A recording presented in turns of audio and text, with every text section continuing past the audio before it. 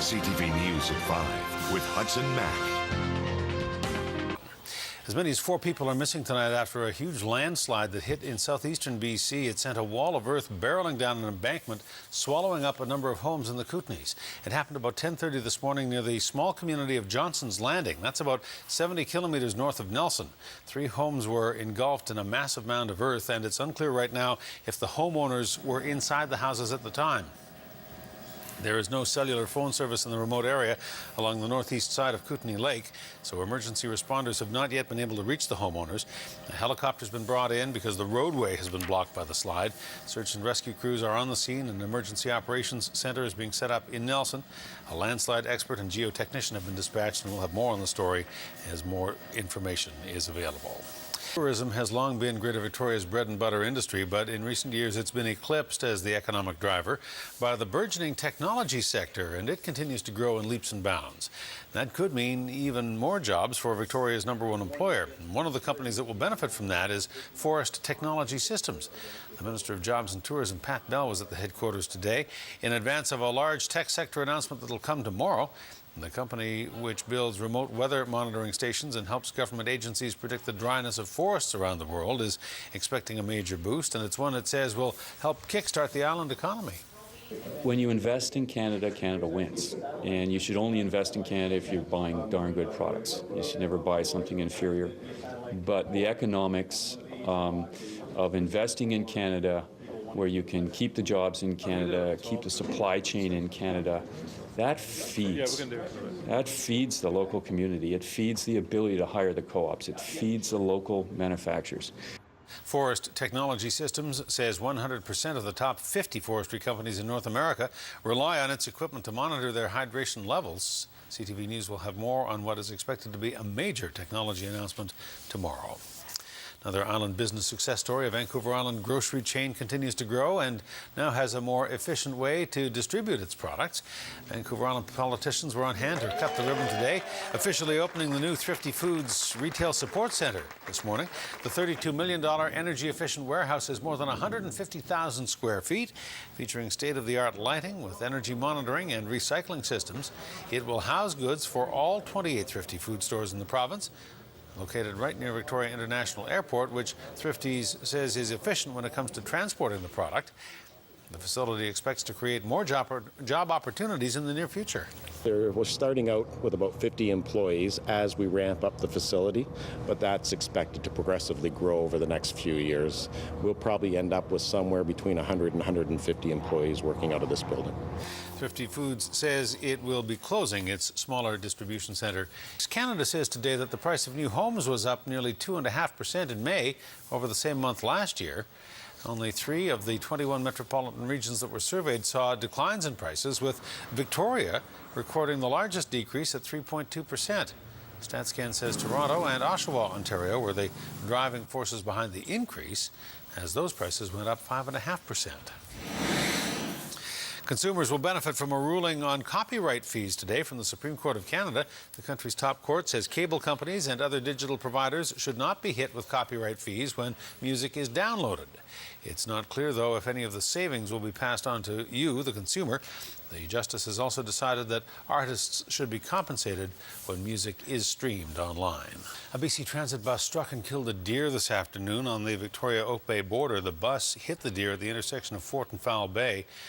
The passengers were shaken, but nobody on the bus was injured, including the driver, although the impact did shatter the windshield of the bus and killed the deer in the collision. Well, thousands of impaired drivers across British Columbia who were fined under the drunk driving law that was struck down in court will not be getting a refund now. A BC Supreme Court judge says parts of the law were ruled unconstitutional because the law gave drivers no avenue of appeal when they were handed big fines and roadside suspensions. The judge said the updated law was not invalid at the time those drivers were caught, and the ruling is not retroactive, so drivers will not be reimbursed for costs, including an $880 fee for a responsible driver program and another $250 to have their driver's license reinstated, nor any other penalties as well. The province has since reworked the legislation, giving drivers who blow over .08 a chance to challenge the roadside breath test result. Well, the hot, dry weather that we have been waiting so patiently for is certainly here, and it has already prompted a warning in the woods. Firefighters want to remind you as we get closer to the weekend that the sun is packing a lot of heat. Fire crews on the Mid-Island have already been called out to 27 minor brush fires this summer. One of them is going to get big. Many of the calls have come from campsites, most of them. Firefighters say that campers have not been putting out their fires properly, and worse, some are leaving them unattended.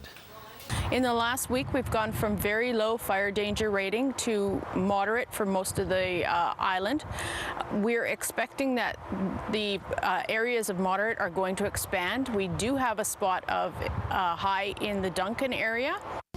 Firefighters say campers need to remember simple rules such as using a minimum of 8 liters of water to snuff out your flames and any burning embers.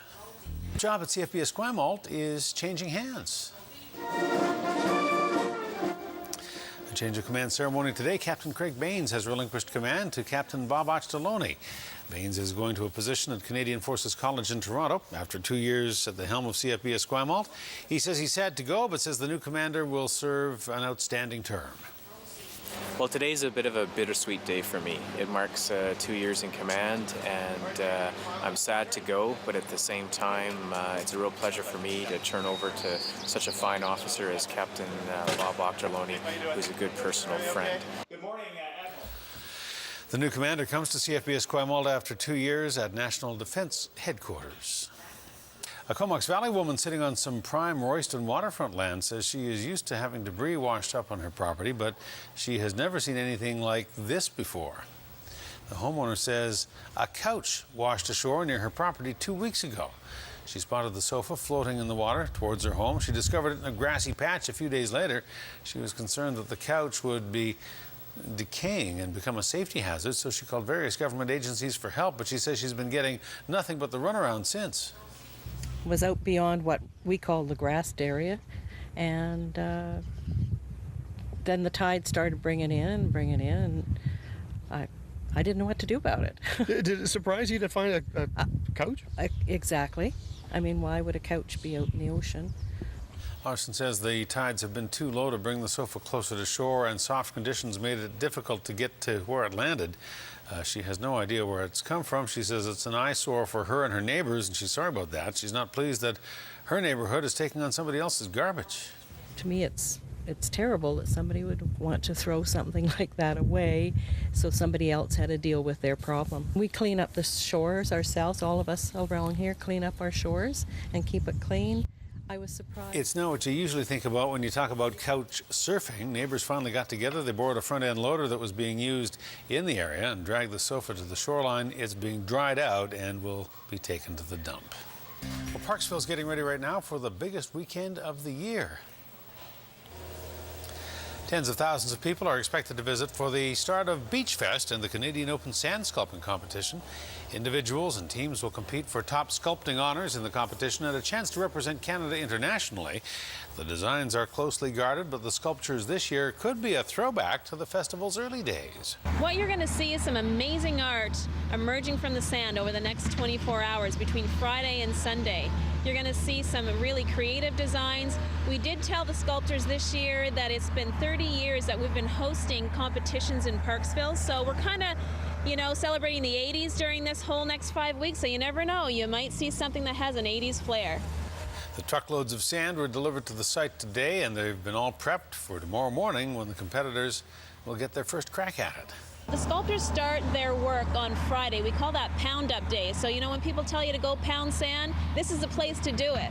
On Friday, they get 8 hours to pound their sand into forms. On Saturday and Sunday, they get another 16 hours between those 2 days to actually do the master sculpting. So by 3 o'clock on Sunday afternoon, the clock stops, all the sand sculpting is done, and the judging takes place. The competition closes and the prizes are awarded on Sunday, but the sandcastles will remain on the main beach in Parksville for the remainder of the summer.